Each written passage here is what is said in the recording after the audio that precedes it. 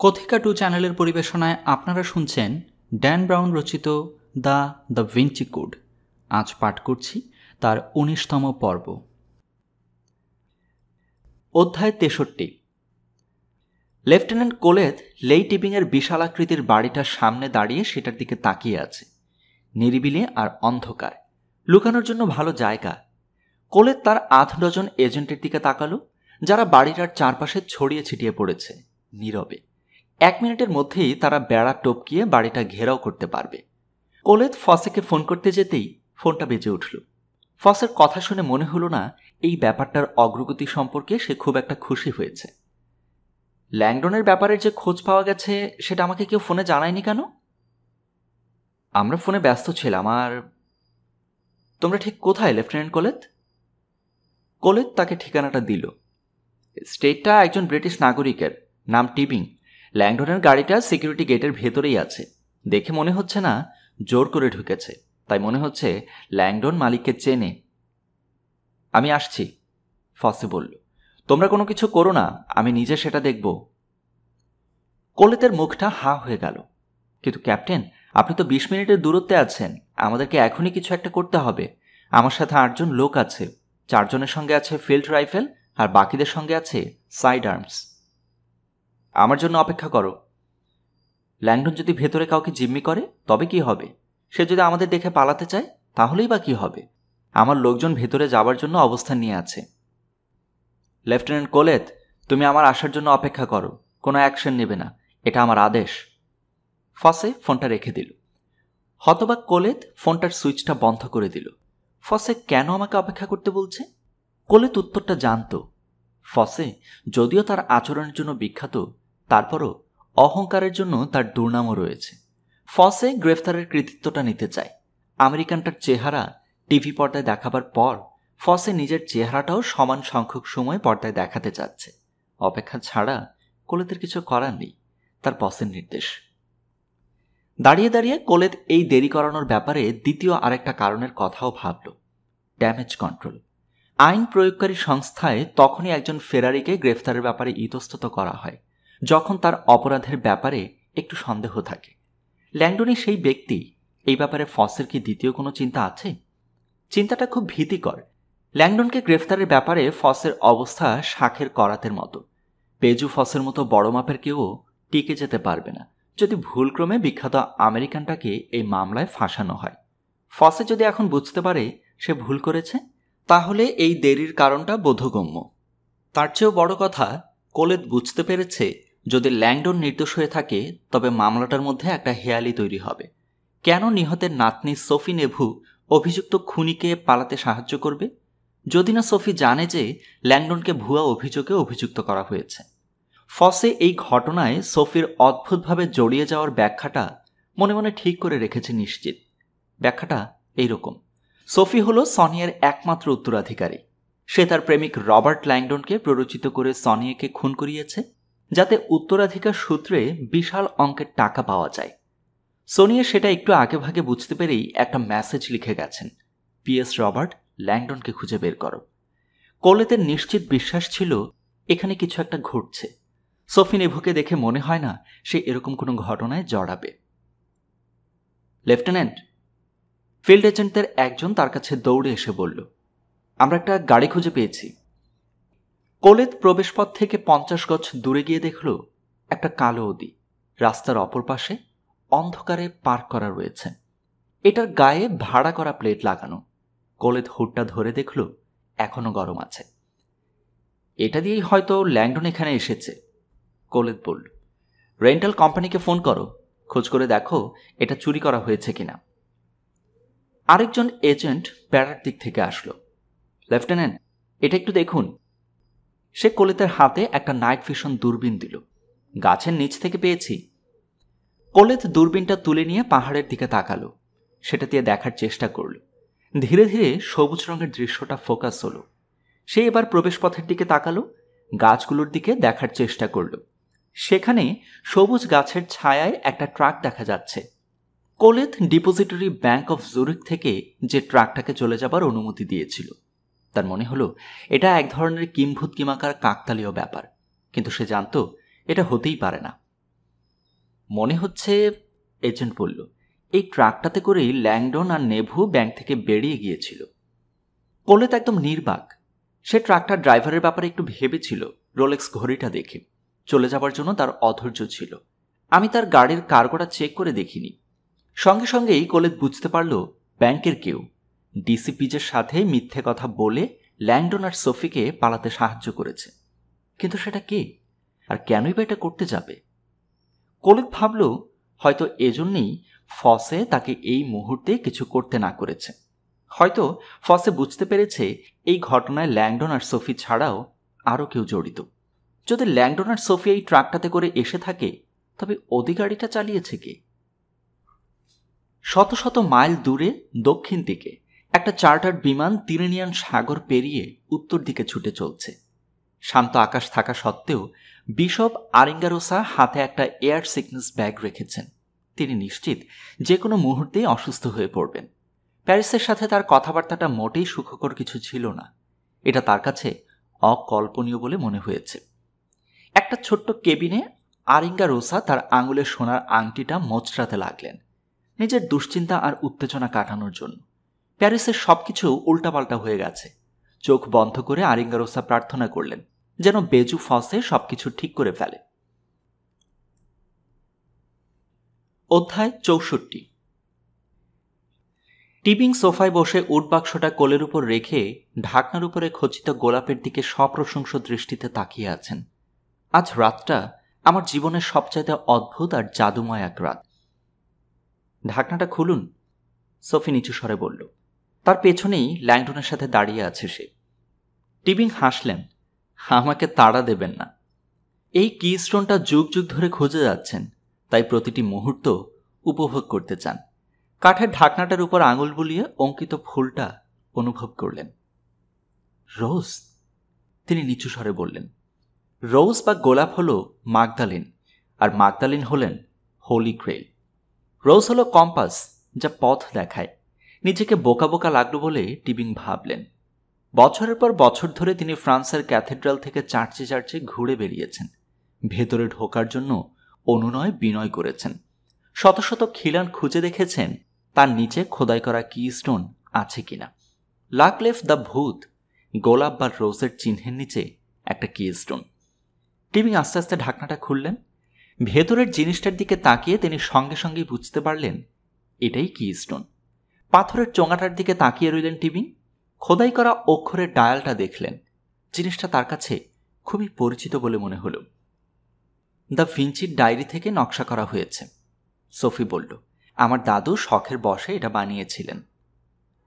অবশ্যই, টিবিং বুঝতে পারলেন। তিনি স্কেচ আর নকশাটা দেখেছেন। এই পাথরের ভেতরেই হোলি গ্রেল খুঁজে পাবার মূল চাবিকাঠিটা রয়েছে। টিবিং ভারী ক্রিপ্টেক্সটা বাক্স থেকে তুলে নিয়ে আলতো করে সেটা ধরলেন। যদিও তিনি জানেন না চোঙাটা কিভাবে খোলা যায়, তারপরও তার মনে হলো তার নিয়তি এটার ভেতরেই শায়িত রয়েছে। ব্যর্থ মুহূর্তগুলোতে টিবিং নিজেকে প্রশ্ন করতেন এই জীবনে তিনি ওটার খোঁজ পাবেন কিনা। এখন এসব সন্দেহ চিরতরের জন্য চলে গেছে। তিনি সেই প্রাচীন কথাটা শুনতে পেলেন। গ্রেইল কিংবদন্তির মূল ভিত্তি সেটা। ভুনো ক্রভেজ পাসলো সেনগ্রাল, সেস্থলো সেনগ্রাল কুয়ে ক্রুভ। তোমাকে গ্রেইল খুঁজতে হবে না, গ্রেইলই তোমাকে খুঁজে নেবে। আজ রাতে বিস্ময়করভাবেই হোলি গ্রেইলের খোঁজ করার চাবিটা তার দরজায় হেঁটে এসেছে। যখন সোফিয়া টিবিং বসে বসে ক্রিপ্টেক্সটার পাসওয়ার্ড কি হতে পারে সে নিয়ে কথা বলে যাচ্ছিল, ল্যাংডন তখন রোজউড বাক্সটা ঘরের অন্য পাশে আলোর কাছাকাছি একটা টেবিলে নিয়ে গেল, সেটা ভালো করে দেখার জন্য। এইমাত্র টিবিং যা বলেছেন সেটা তার মাথায় ঘুরঘুর করছে। হোলি গ্রেইলের চাবিকাঠি গোলাপের চিহ্নের নিচে লুকায়িত আছে। ল্যাংডন বাক্সটা আলোর সামনে তুলে ধরে গোলাপ চিহ্নটা পরীক্ষা করে দেখল। চিত্রকলার সাথে তার পরিচয় থাকলেও সেটা কাঠের কাজ কিংবা খোদাই করা কোনো কিছুর সাথে নয়। ল্যাংডন গোলাপটার দিকে আবারও তাকালো। গোলাপের নিচে সাবরোসা, সিক্রেট। তার পেছনে একটা কিছু টের পেয়ে সে ঘুরে তাকালো। অন্ধকার, ছায়া ছাড়া আর কিছুই দেখতে পেল না। টিবিংয়ের গৃহপরিচারক খুব সম্ভবত অতিক্রম করেছে। ল্যাংডন আবারও বাক্সটার দিকে তাকালো। সে অঙ্কিত গোলাপটা আঙুল দিয়ে স্পর্শ করে দেখল। বাক্সটা খুলে ঢাকনার ভেতরে ভালো করে দেখল সে। খুব মসৃণ সেই জায়গাটা। সে বাক্সটা উল্টে দেখতে পেল ভেতরের দিকে ছোট্ট একটা ছিদ্র রয়েছে, ঠিক মাঝখানে। ল্যাংডন ঢাকনাটা বন্ধ করে উপরের দিক থেকে দেখল কোনো ছিদ্র নেই। এটা এপাশ ওপাশ দিয়ে ছিদ্র করা নয়। টেবিলের ওপর বাক্সটা রেখে সে ঘরটার চারপাশ দেখে নিয়ে একটা কাগজের বান্ডিল আর পেপার ক্লিপ নিয়ে আসলো। বাক্সটা খুলে ছিদ্রটা আবারও ভালো করে দেখল। সাবধানে ক্লিপটার বাঁকানো আকৃতি সোজা করে ছিদ্রটার ভেতরে ঢুকিয়ে আলতো করে একটা ধাক্কা দিল। টেবিলে খট করে কিছু একটা আওয়াজ শুনতে পেল সে। ল্যাংডন ঢাকনাটা বন্ধ করে দেখল কি হচ্ছে। কাঠের গোলাপটা ঢাকনা থেকে খুলে টেবিলে পড়ে আছে। নির্বাক ল্যাংডন গোলাপটা যেখানে ছিল সেই খালি জায়গাটার দিকে তাকিয়ে রইল। সেখানে খোদাই করা কাঠে নিখুঁত হাতে লেখা একটা টেক্সট। এমন একটা ভাষায় সেটা লেখা যা এর আগে সে কখনো দেখেনি। অক্ষরগুলো দেখে মনে হচ্ছে সেমিটিক। ল্যাংডন মনে মনে বলল, তারপরও সেটা আমি চিনতে পারছি না। তার পেছনে হঠাৎ করে একটা কিছুর আগমনে সে সজাগ হয়ে উঠল। আচমকা একটা প্রচণ্ড জোরে ঘুষি তার মাথায় আঘাত করলে ল্যাংডন হাঁটু গেড়ে বসে পড়ল। পড়ে যেতেই সে একটা ফ্যাকাশে ভূতকে তার উপর উঠতে দেখল। ভূতটার হাতে অস্ত্র ধরা। তারপর সব অন্ধকার হয়ে গেল। অধ্যায় 65। সোফি নেভু আইন প্রয়োগকারী সংস্থায় কাজ করলেও আজকের আগে বন্দুকের নলের সামনে পড়েনি। অস্ত্রটা এক অতিকায় সেতির লোকের সাদা ফ্যাকাশে হাতে ধরা। লোকটা লম্বা আর সাদা চুলের। সে সোফির দিকে লাল চোখে তাকালো, যাতে ভীতিকর কিছু আছে, যেন অশরীরী আত্মা। একটা উলের আলখেল্লা পরা, দেখে মনে হচ্ছে মধ্যযুগের একজন পাদ্রী। লোকটা কে সে সম্পর্কে সোফির কোনো ধারণা নেই, তবে হঠাৎ করে তার মনে টিবিংয়ের সম্পর্কে একটা শ্রদ্ধাভাব জাগ্রত হলো। কেননা টিবিং সন্দেহ করেছিলেন এসবের পেছনে চার্চ জড়িত রয়েছে। তোমরা জানো আমি কেন এসেছি, পাদ্রী বলল, তার কণ্ঠস্বর ফ্যাস ফ্যাসে। সোফি আর টিবিং সোফায় বসেছিল। তারা দু হাত উপরে তুলে ধরল আক্রমণকারীর নির্দেশে। ল্যাংডন মাটিতে পড়ে গোঙাচ্ছে। পাদ্রীর চোখ সঙ্গে সঙ্গে টিবিংয়ের কোলে রাখা কিস্টোনটার দিকে গেল। টিবিংয়ের কণ্ঠস্বর তখনও দৃঢ়। তুমি এটা খুলতে পারবে না। আমার টিচার খুবই জ্ঞানী লোক, পাদ্রী জবাব দিল। আর একটু কাছে এগিয়ে এসে অস্ত্রটা সোফি আর টিবিংয়ের মাঝখানে ধরল। সোফি ভাবতে লাগলো টিবিংয়ের গৃহপরিচারক কোথায়। সে কি রবার্টের পড়ে যাওয়াটা শুনতে পায়নি? তোমার টিচার কে? টিবিং জিজ্ঞেস করলেন। হয়তো আমরা টাকা পয়সার ব্যাপারটা নিয়ে আলোচনা করতে পারি। গ্রেইল অমূল্য। সে আরেকটু কাছে এগিয়ে আসলো। তোমার রক্ত ঝরছে। টিবিং খুব শান্তভাবে পাদ্রীর ডান দিকের গোড়ালি বেয়ে রক্ত পড়ার দিকে ইঙ্গিত করল। তুমি তো খোঁড়াচ্ছ। ঠিক তোমার মতো, পাদ্রী জবাব দিল। টিবিংয়ের ক্রাচের দিকে ইঙ্গিত করল সে। এবার কি স্টোনটা আমাকে দিয়ে দাও। কি স্টোনটা সম্পর্কে তুমি জানো? টিবিং বললেন। কথা শুনে মনে হলো খুব অবাক হয়েছেন। আমি কি জানি সেটা বাদ দাও। আস্তে আস্তে উঠে দাঁড়াও, তারপর এটা আমাকে দিয়ে দাও। আমার জন্য দাঁড়ানো খুব কষ্টকর। একেবারে ঠিক, কেউ নড়বে না, সেটাই আমি চাই। টিবিং তার ডান দিকের ক্রাচটা ধরে বাম হাতে কি স্টোনটা নিয়ে উঠে দাঁড়ালেন। উঠে দাঁড়ালেও একটু কাঁপছিলেন। পাদ্রী কয়েক হাত দূরেই দাঁড়িয়ে আছে। অস্ত্রটা এবার সে ঠিক টিবিংয়ের মাথার দিকে তাক করল। সোফি চেয়ে চেয়ে দেখছে। পাদ্রী কি স্টোনটা নেবার সময় নিজেকে তার খুব অসহায় বলে মনে হলো। তুমি সফল হবে না, টিবিং বললেন। কেবল যোগ্য লোকই এটা খুলতে পারবে। ঈশ্বরই বিচার করে কে যোগ্য, সাইলাস ভাবল। খুব ভারী, কিন্তু হাতটা বাড়াতে বাড়াতে টিবিং বললেন, তুমি যদি এটা নিতে দেরি করো তবে আমি কিন্তু এটা ফেলে দেব। সাইলাস কিস্টোনটা নেবার জন্য এগিয়ে আসলো। এগিয়ে আসতেই ক্রাচে ভর দেওয়া লোকটা ভারসাম্য হারিয়ে ফেললেন। ক্রাচটা ফসকে গিয়ে ডান দিকে পড়ে যেতে লাগলেন টিবিং। না, সাইলাস কিস্টোনটা বাঁচাতে এক হাত বাড়িয়ে দিল। এতে করে অস্ত্রটা নিচের দিকে কাত হয়ে গেলে কিন্তু কিস্টোনটা তার কাছ থেকে সরে গেল। লোকটা ডান দিকে পড়তেই কিস্টোনটা সোফায় ফেলে দিলেন।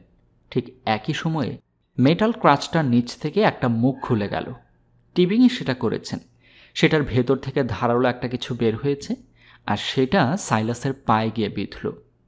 প্রচণ্ড যন্ত্রণায় সাইলাসের শরীরটা বেঁকে গেল, কারণ ক্রাচটা তার সিলিসে আঘাত করেছে। সাইলাস হাঁটু গেড়ে বসে পড়ল, একটা গর্জন দিয়ে পিস্তলটা হাত থেকে ফেলে দিল। বুলেটটা ঘরের মেঝের এক কোণে গিয়ে বিঁধল। পিস্তলটা আবার তুলে গুলি করার আগেই মেয়েটার পা সজোরে তার চোয়ালে আঘাত হানল। বাড়ির বাইরে প্রবেশপথের মাঝখানে দাঁড়িয়ে কোলেথ গুলির শব্দটা শুনতে পেল।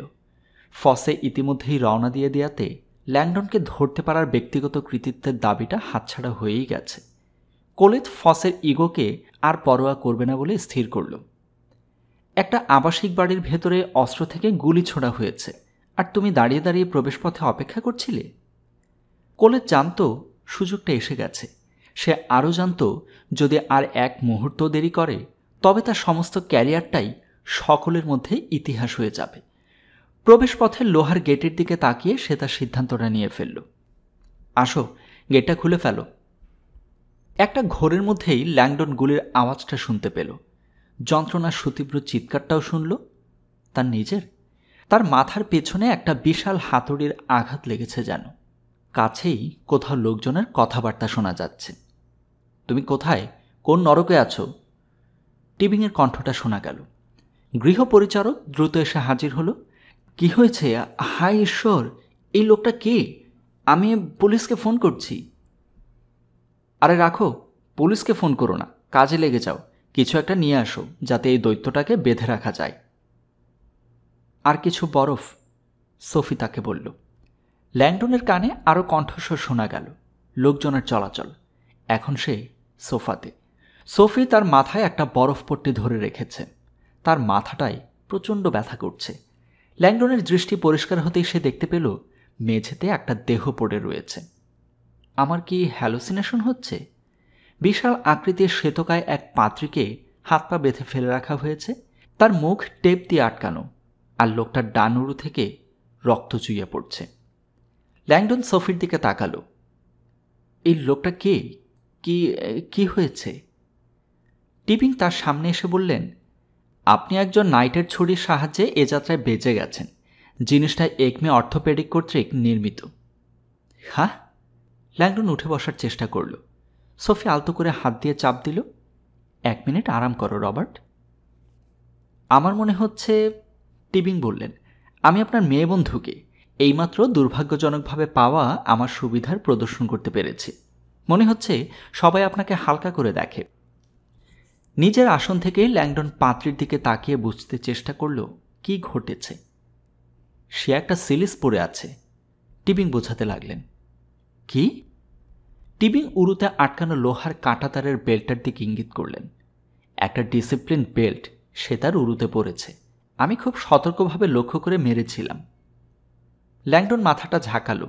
সে ডিসিপ্লিন বেল্টার সম্পর্কে জানে, কিন্তু কিভাবে আপনি জানলেন?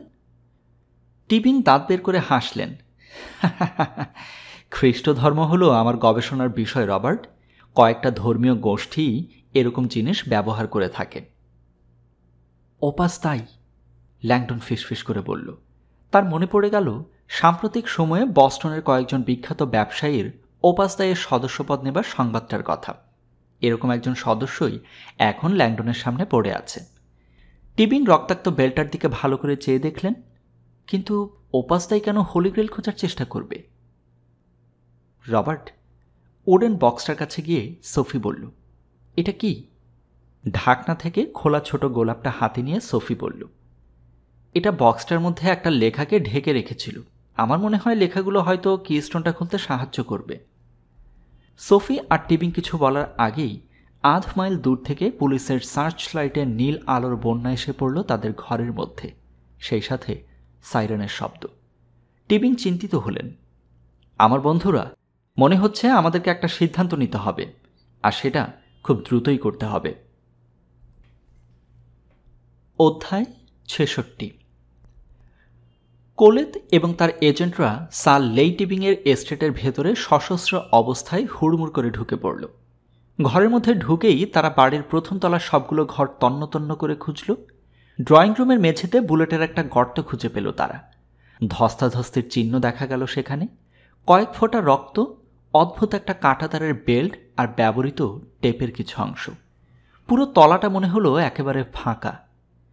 কোলেদ তার লোকজনদেরকে বিভিন্ন দলে ভাগ করে বেসমেন্টে তল্লাশি করার জন্য পাঠাবার ঠিক আগেই উপর থেকেই কিছু কণ্ঠস্বর শুনতে পেল। তারা উপরের তলায় আছে। চওড়া সিঁড়িটা দিয়ে উঠে কোলেদ আর তার লোকজন বিশাল বাড়িটার প্রতিটা ঘরই এক এক করে খুঁজে দেখল। তারা যতই এগোতে লাগলো কণ্ঠটা ততই বেশি শোনা যেতে লাগলো। দীর্ঘ হলওয়ের শেষ মাথা থেকে সম্ভবত শব্দটা আসছে। এজেন্টরা করিডোর আর প্রতিটা বিকল্প পথ সিল করে দিল। শেষ বেডরুমটার কাছে পৌঁছাতেই কোলেদ দেখতে পেল ঘরটার দরজা খোলা। কণ্ঠটা আচমকা থেমে গেল। এবার একটা ঘর ঘর শব্দ শোনা যেতে লাগলো, যেন কোনো ইঞ্জিনের শব্দ। হাত দিয়ে ইশারা করে কোলেদ সিগন্যাল দিল। নিঃশব্দে দরজার খুব কাছে এসে পড়ল সে। ভেতরে ঢুকেই বাতির সুইচটা খুঁজে পেয়ে গেল। সুইচটা চেপে বাতি জ্বালালো কোলেদ। ভেতরে ঢুকেই অস্ত্রটা তাক করল, কিন্তু কিছুই নেই। একটা খালি গেস্ট রুম। গাড়ির ইঞ্জিনের ঘর ঘর শব্দটা বিছানার পাশে রাখা কালো ইলেকট্রনিক প্যানেল থেকে আসছে। কোলেদ এসব জিনিস বাড়ির অন্য ঘরেও দেখেছে। এক ধরনের ইন্টারকম সিস্টেম। সে ওটার কাছে ছুটে গেল। প্যানেলটার প্রায় 1 ডজন বাটন আছে। Study, kitchen, laundry, cellar. তো আমি কোত্থেকে গাড়ির শব্দটা শুনতে পেলাম? Master bedroom, sunroom, barn, library. Barn মানে গোলাঘর। কোলেদ কয়েক সেকেন্ডের মধ্যেই নিচে নেমে পেছনের দরজার দিকে ছুটে গেল একজন এজেন্টকে সঙ্গে নিয়ে। তারা একটা গোলাঘরের কাছে এসে দাঁড়ালো। ভেতরে প্রবেশ করার আগেই কোলেদ অপসৃয়মান গাড়ির ইঞ্জিনের শব্দ শুনতে পেল। সে তার অস্ত্রটা তুলে ভেতরে ঢুকেই আলো জ্বালিয়ে দিল। গোলাঘরের ডান দিকে একটা ওয়ার্কশপ, লনমোয়ার, অটোমোটিভ টুলস, বাগানের যন্ত্রপাতি। কাছের দেয়ালেই সেই একই রকমের ইন্টারকম প্যানেল। এর একটা বাটন নিচে নামানো, চালু আছে যন্ত্রটা। Guest bedroom 2। কোলেদ ঘুরে দাঁড়ালো। রেগে মেগে আগুন সে।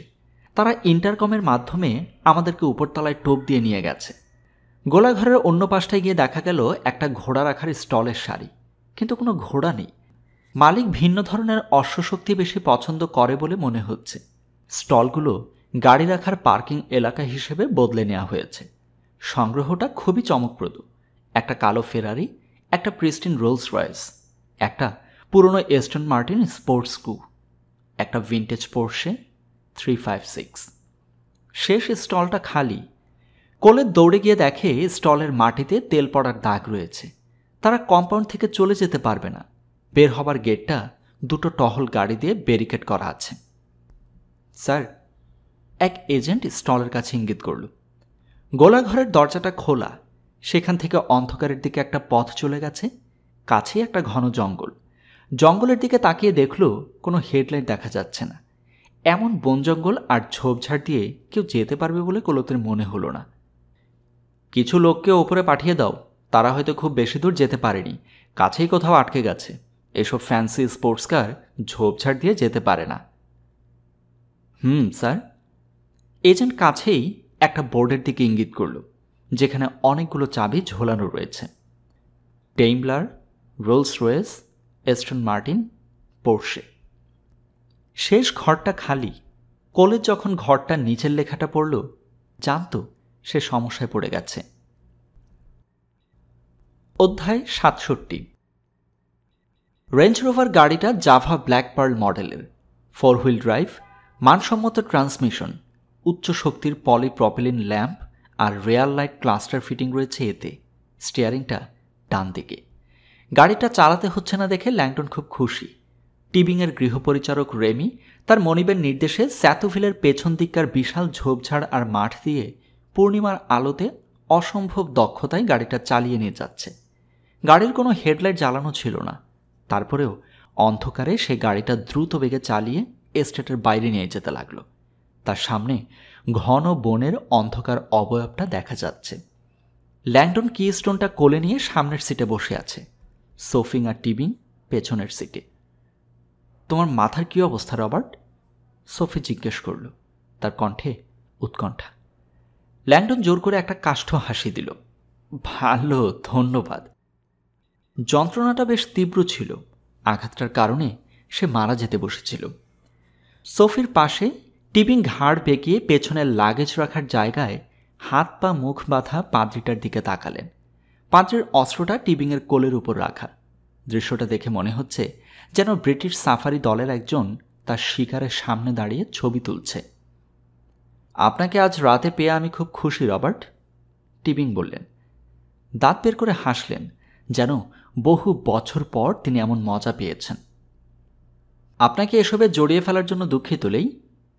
ওহো, না না, আমি সারা জীবন ধরে জড়িয়ে পড়ার জন্য অপেক্ষা করছিলাম। টিবিং এবার চালকের আসনে বসায় রেমির দিকে তাকালেন। পেছন থেকে তাকে টিবিং টেপ দিয়ে তার কাঁধটা আটকে রেখেছে। মনে রেখো, কোনো ব্রেক লাইট জ্বালানো যাবে না। দরকার হলে এমার্জেন্সি ব্রেকটা ব্যবহার করবে। আমি একটু জঙ্গলের ভেতরে ঢুকতে চাই। বাড়ি থেকে তারা আমাদের দেখে ফেলুক, সেটা আমি চাই না। গাড়িটা গভীর জঙ্গলে আস্তে আস্তে ঢুকে গেল। আকাশের জ্যোৎস্না গাছপালার ডালের কারণে ঢেকে গেছে। আমি কিছুই দেখতে পাচ্ছি না, ল্যাংডন ভাবল। সামনে কি আছে তা আন্দাজ করে উঠতে পারল না। একেবারে নিকষ কালো অন্ধকার। গাড়ির বাম দিকে গাছপালার ডাল লাগলে রেমির ডান দিকে সরে যাচ্ছে। সে গাড়িটা যত দূর সম্ভব সোজা চালাতে লাগল। তুমি খুব সুন্দর চালাচ্ছ রেমি, টিবিং বললেন। যথেষ্টই ভালো। রবার্ট, যদি পারেন নিচের দিকে নীল রঙের বাটনটা চাপ দিন। দেখেছেন সেটা? ল্যাংডন বাটনটা খুঁজে পেয়ে চাপ দিল। একটা হালকা হলুদ আলো তাদের গাড়ির সামনের পথে ছড়িয়ে পড়ল। ফগ লাইট, ল্যাংডন বুঝতে পারল। তারা এত ঘন জঙ্গলের ভেতরে এসে গেছে যে একটু আধটু আলোতে বাইরে থেকে বোঝা যাবে না। ভালো রেমি, টিবিং খুশির চোটে বললেন। বাতি জ্বলে গেছে। আমাদের জীবন তোমার হাতে এখন। আমরা কোথায় যাচ্ছি? সোফি জিজ্ঞেস করল। এভাবে জঙ্গলের ভেতর দিয়ে 3 কিলোমিটার যেতে হবে, টিবিং বললেন। তারপর উত্তর দিকে মোড় নিতে হবে। কোনো জলাশয় অথবা পড়ে থাকা গাছের সাথে ধাক্কা না খেলে আমরা হাইওয়ে 5-এর দিকে চলে যাব খুব সহজেই। ল্যাংডন তার কোলে রাখা কি স্টোনটার দিকে তাকালো। ঢাকনায় খচিত গোলাপটা আবার ঢাকনার উপরে লাগানো হয়েছে। যদিও তার মাথাটা ভনভন করছে, তারপরও ল্যাংডনের ইচ্ছে হলো গোলাপটা সরিয়ে সেই জায়গার লেখাটা পড়ে দেখতে। সে ঢাকনাটা আস্তে করে খুলতে যেতেই পেছন থেকে টিবিং তার কাঁধের উপরে হাতটা রাখলেন। ধৈর্য ধরুন রবার্ট, টিবিং বললেন। জায়গাটা উঁচু নিচু আর ঘন অন্ধকার। কোনো কিছু ভেঙে গেলে ঈশ্বর জানে কি হবে। আলোতেই যদি আপনি ভাষাটা চিনতে না পারেন, তো অন্ধকারে সেটা কিভাবে চিনবেন? এটা দেখার জন্য সময় পাবেন, খুব জলদি। ল্যাংডন জানত টিবিং ঠিকই বলেছেন। মাথা নেড়ে সে ঢাকনাটা বন্ধ করে দিল। পেছনে পড়ে থাকা পাদ্রিটা গোঙাচ্ছে এখন, বন্ধনমুক্ত হবার চেষ্টা করছে। আচমকা সে পাগলের মতো লাথি মারতে শুরু করল। টিবিং পেছনের সিটের দিকে ঘুরে পিস্তলটা তার দিকে তাক করলেন। আমি তোমার অভিযোগের কোনো কারণ দেখছি না স্যার। তুমি আমার বাড়িতে অনধিকার প্রবেশ করে আমার অত্যন্ত প্রিয় বন্ধুর মাথায় বেদম আঘাত করেছ। এই মুহূর্তে তোমাকে গুলি করে জঙ্গলে ফেলে দেওয়ার অধিকার আমার আছে। সেখানে পচে মরবে তুমি। পাদ্রিটা নিশ্চুপ হয়ে গেল। আপনি কি নিশ্চিত তাকে আমাদের সাথে নেওয়া উচিত? ল্যাংডন জিজ্ঞেস করল। একদমই নিশ্চিত, টিবিং আতিশয্যে বললেন। আপনি খুনের মামলার ফেরারি রবার্ট। এই বদমাইশটা আপনার মুক্ত হবার টিকিট। পুলিশ আপনাকে হন্যে হয়ে খুঁজতে খুঁজতে আমার বাড়ি পর্যন্ত এসে পড়েছে। এটা আমারই দোষ, সোফি বলল। ব্যাংকের ট্রাকটাতে সম্ভবত ট্রান্সমিটার লাগানো ছিল। সেটা নয়, টিবিং বললেন। পুলিশ আপনাকে খুঁজে পেয়েছে, এতে আমি অবাক হইনি।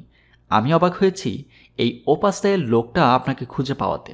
আপনি আমাকে যা বলেছেন তাতে মনে হচ্ছে এই লোকটার সাথে জুডিশিয়াল পুলিশ অথবা জুরিখ ডিপোজিটরি ব্যাংকের যোগাযোগ না থেকে পারে না। ল্যাংডন কথাটা বিবেচনা করল। বেজু ফসে নিশ্চিত করেই ল্যাংডনকে বলির পাঁঠা বানানোর পায়তারা করছে। আর ব্যাংকার ভার্নেটের আচরণও তার কাছে বোধগম্য বলে মনে হচ্ছে এখন। এই পাদ্রিটা একা একা কাজ করছে না রবার্ট, টিবিং বললেন। আর আপনারা যতক্ষণ না জানতে পারছেন এর পেছনে কে আছে, ততক্ষণ দুজনেই নিরাপদ নন। ভালো খবর এই যে বন্ধু আমার, এখন আপনারা বেশ ভালো অবস্থায় আছেন। আমার পেছনে ফেলে রাখা এই দৈত্য সেই তথ্যটা জানে। আর যে লোক এই সুতা নাড়াচ্ছে সে এখন এই মুহূর্তে একটু ঘাবড়ে আছে। রেমি গাড়ির গতি বাড়িয়ে দিল। এবার গাড়িটা বেশ আরামেই চালাতে পারছে সে। গাড়ির চাকায় অল্প বিস্তর পানির ছিটা লাগছে। রবার্ট, আপনি কি ওই ফোনটা আমার হাতে একটু দেবেন? টিবিং গাড়ির ড্যাশে রাখা ফোনটার দিকে ইঙ্গিত করল। ল্যাংটন সেটা তাকে দিলে টিবিং একটা নাম্বার ডায়াল করতে লাগলেন। অনেকক্ষণ অপেক্ষা করার পর ফোনটাতে টিবিং কণ্ঠ শুনতে পেলেন। রিচার্ড, আমি কি তোমার ঘুম ভাঙালাম? অবশ্যই ঘুম ভাঙিয়েছি। হাস্যকর প্রশ্ন। আমি দুঃখিত, একটা সমস্যা হয়েছে। আমার শরীর একটু খারাপ লাগছে। চিকিৎসার জন্য রেমি আর আমার একটু আইল্যান্ডে যাবার দরকার, তো সেটা এক্ষুনি। আগে না জানানোর জন্য দুঃখিত। তুমি কি 20 মিনিটের মধ্যে এলিজাবেথকে প্রস্তুত করতে পারবে? আমি জানি, একটু আপ্রাণ চেষ্টা করো, একটু বাদেই দেখা হচ্ছে। ফোনটা তিনি রেখে দিলেন। এলিজাবেথ? ল্যাংডন বলল। আমার প্লেনটা, তার দাম আমার কাছে রানীর হীরার মতোই। ল্যাংডন তার থেকে ঘাড় বিকিয়ে তাকাল। কি? টিবিং জানতে চাইলেন। জুডিশিয়ার পুলিশের পুরো দলটা আপনাদের পেছনে লেগে যাবার পরে আপনারা ফ্রান্সে থাকার প্রত্যাশা করতে পারেন না। লন্ডনই হবে বেশি নিরাপদ। সোফিয়া টিবিংয়ের দিকে ঘুরে তাকাল। আপনি মনে করেন আমাদের দেশ ত্যাগ করা উচিত? বন্ধুরা আমার, আমি এই ফ্রান্সের চেয়ে অন্যত্র সভ্য কোনো দেশে অনেক বেশি ক্ষমতাবান। তাছাড়া গ্রেলটা মনে করা হয় গ্রেট ব্রিটেনই আছে। আমরা যদি কিস্টোনটা খুলতে পারি, তবে আমার নিশ্চিত বিশ্বাস আমরা একটা মানচিত্র পাব, যাতে ব্রিটেনের কথাই থাকবে। আপনি খুব বেশি ঝুঁকি নিচ্ছেন, সোফি বলল। আমাদেরকে সাহায্য করে ফরাসি পুলিশে আপনি কোনো বন্ধু পাবেন না। টিবিং একটা বেপরোয়া অভিব্যক্তি দিলেন। ফ্রান্সের সাথে আমার সব চুকে বুকে গেছে। আমি এখানে এসেছিলাম কিস্টোনটার খোঁজে। সেই কাজটা হয়ে গেছে। স্যাতো ভিলেটা আর না দেখতে পারলে আমার কিছুই এসে যাবে না। সোফিকে একটু ইতস্তত মনে হলো। আমরা এয়ারপোর্ট সিকিউরিটি কিভাবে পার হব? টিবিং মুচকি হাসলেন। আমি লোগো থেকে ফ্লাই করি, একটা এক্সিকিউটিভ এয়ারফিল্ড। এখান থেকে বেশি দূরে নয় সেটা। ফরাসি ডাক্তাররা আমাকে নার্ভাস করে ফেলে, তাই 2 সপ্তাহে একবার আমি ইংল্যান্ডে প্লেনে করে চলে যাই। 2 দেশেই আমি একটা বিশেষ ধরনের সুবিধা পাওয়ার জন্য টাকা দিয়ে থাকি। একবার প্লেনে ওঠার পর আপনি সিদ্ধান্ত নিতে পারবেন ইউএস এমবেসির কারো সাথে দেখা করবেন কিনা। ল্যাংডন আচমকাই ইউএস এমবেসির সাথে কিছু করতে চাইল না। সে শুধু কিস্টোনটার কথাই ভাবছে। মনে মনে ভাবল, টিবিং ব্রিটেন সম্পর্কে যা বলছে তা যদি সত্যি হতো। এটা ঠিক যে আধুনিক গ্রেল কিংবদন্তির মতে গ্রেলটা যুক্তরাজ্যেই আছে। এমনকি নাইট আর্থারের মিথ, যা আইসেল অফ আভালনের কথা বলেছে, এখন বিশ্বাস করা হয় সেই জায়গাটা আসলে ইংল্যান্ডের গ্লাসস্টোন বাড়ি। গ্রেলটা যেখানে থাকুক, ল্যাংডন কখনো ভাবেনি সে সত্যি ওটা খোঁজ করবে। স্যাংগ্রেল দলিল দস্তাবেজগুলো, যীশু খ্রিস্টের সত্যিকারের কাহিনীটা, ম্যারি মাগদালিনের সমাধি। স্যার, রেমি বলল, আপনি কি সত্যি ভাবছেন চিরতরের জন্য ইংল্যান্ডে চলে যাবেন? রেমি, এই নিয়ে তোমার উদ্বিগ্ন হবার দরকার নেই। টিবিং তাকে আশ্বস্ত করলেন। আমি আশা করছি তুমিও আমার সাথে ওখানে স্থায়ীভাবে থেকে যাবে। আমি ডেভনশায়ারে একটা চমৎকার ভিলা কেনার কথা ভাবছি, আর আমরা তোমার সব কিছু ওখান থেকে দ্রুত এখানে নিয়ে আসব। একটা রোমাঞ্চকর অভিযান রেমি, একটা অভিযান। ল্যাংডনকে হাসতেই হলো। উদাসভাবে জানলা দিয়ে বাইরে তাকিয়ে সে জঙ্গলটা অতিক্রম করতে লাগলো। আজ রাতের সংকট সত্ত্বেও ল্যাংডন তার চমৎকার সঙ্গীর জন্য ধন্যবাদ দিল নিজেকে। কয়েক মিনিট এভাবে চলার পর ল্যাংডন আচমকা অনুভব করল সোফি তার দিকে ঝুঁকে কাঁধে হাত রেখেছে। তুমি ঠিক আছো? ল্যাংডন দেখতে পেল তার ঠোঁটে একটা মুচকি হাসি। বুঝতে পারল সে নিজেও এখন হাসছে। রেঞ্জ রোভারের পেছনে শুয়ে থেকে সাইলাস নিঃশ্বাস নিতে পারছিল না। তার হাত পা শক্ত করে বাঁধা। গাড়ির প্রতিটা ঝাঁকুনিতেই তার দোমড়ানো মোচড়ানো কাঁধটাতে প্রচণ্ড যন্ত্রণা হচ্ছে। যাই হোক, তার পাকড়াওকারীরা অন্ততপক্ষে সিলিসটা খুলে ফেলেছে। মুখ বাঁধা থাকার জন্য তাকে নাক দিয়ে নিঃশ্বাস নিতে হচ্ছে। সেটাও ধুলো ময়লার জন্য বন্ধ হবার উপক্রম হলো। সে এবার কাশতে শুরু করল। আমার মনে হয় তার শ্বাসকষ্ট হচ্ছে, রেমি বলল, তার কণ্ঠে উদ্বিগ্নতা। টিবিং কাঁধ ঘুরিয়ে তার দিকে তাকালেন। তোমার ভাগ্য ভালো তুমি একজন ব্রিটিশের পাল্লায় পড়েছ। টিবিং মুখের টেপটা খুলে দিলেন। সাইলাসের মনে হলো তার মুখ দিয়ে যে বাতাসটা বুক ভরে নিল, সেটা ঈশ্বর তার জন্য পাঠিয়েছে। তুমি কার জন্য কাজ করছো? ব্রিটিশ ভদ্রলোক জানতে চাইলেন। আমি ঈশ্বরের জন্য কাজ করি। তুমি ওপাসদায়ের লোক, টিবিং বললেন। সেটা কোনো প্রশ্ন ছিল না। আপনি কিছুই জানেন না আমি কে। ওপাসদাই কেন কি স্টোনটা চাচ্ছে? সাইলাসের উত্তর দেবার কোনো অভিপ্রায়ই নেই। কি স্টোনটা হোলি গ্রেইল খুঁজে পাওয়ার একমাত্র সংযোগ, আর হোলি গ্রেইল হল বিশ্বাস রক্ষার চাবিকাঠি। আমি ঈশ্বরের কাজ করি, দ্য ওয়ে প্রায় সমাগত। এখন রেঞ্জ রোভারের ভেতরে এভাবে বন্দী হয়ে যাওয়াতে সাইলাসের মনে হলো সে তার টিচার আর বিশপকে চিরতরের জন্য ব্যর্থ করে দিল। সে তাদেরকে ফোন করে এই অবস্থাটার কথাও জানাতে পারছে না। আমাদের পাকড়াওকারীদের কাছে কি স্টোনটা আছে, তারা আমাদের আগেই গ্রেলটা পেয়ে যাবে। অন্ধকারেই সাইলাস প্রার্থনা করতে শুরু করল। একটা অলৌকিক প্রভু আমার দরকার, একটা অলৌকিক। সাইলাসের পক্ষে এটা কোনোভাবেই জানা সম্ভব ছিল না যে এখন থেকে ঘণ্টাখানেকের পরেই সে সেটা পেয়ে যাবে। রবার্ট, সোফি এখনও তার দিকে তাকিয়ে আছে। তোমার মুখে একটা কৌতুকের আভা দেখা গেল মাত্র। তোমার সেলফোনটা আমার একটু দরকার সোফি। এখন আমার মনে হয় আমি কিছু একটা বের করতে পেরেছি। কি? কিছুক্ষণ পরই বলছি, তোমার ফোনটা দাও। সোফিকে খুব চিন্তিত দেখালো। আমার আশঙ্কা ফসে ট্রেস করছে। সোফি তাকে ফোনটা দিয়ে বলল, আমি যুক্তরাষ্ট্রে কীভাবে ডায়াল করব? তোমাকে রিভার্স চার্জ করতে হবে, কারণ আমার ফোনের আটলান্টিকের ওপারের সার্ভিস নেই। ল্যাংডন 0 ডায়াল করল। সে জানত পরবর্তী 60 সেকেন্ডে একটা উত্তর পাওয়া যাবে, যা তাকে সারা রাত ধরে হতবিহ্বল করে রেখেছে।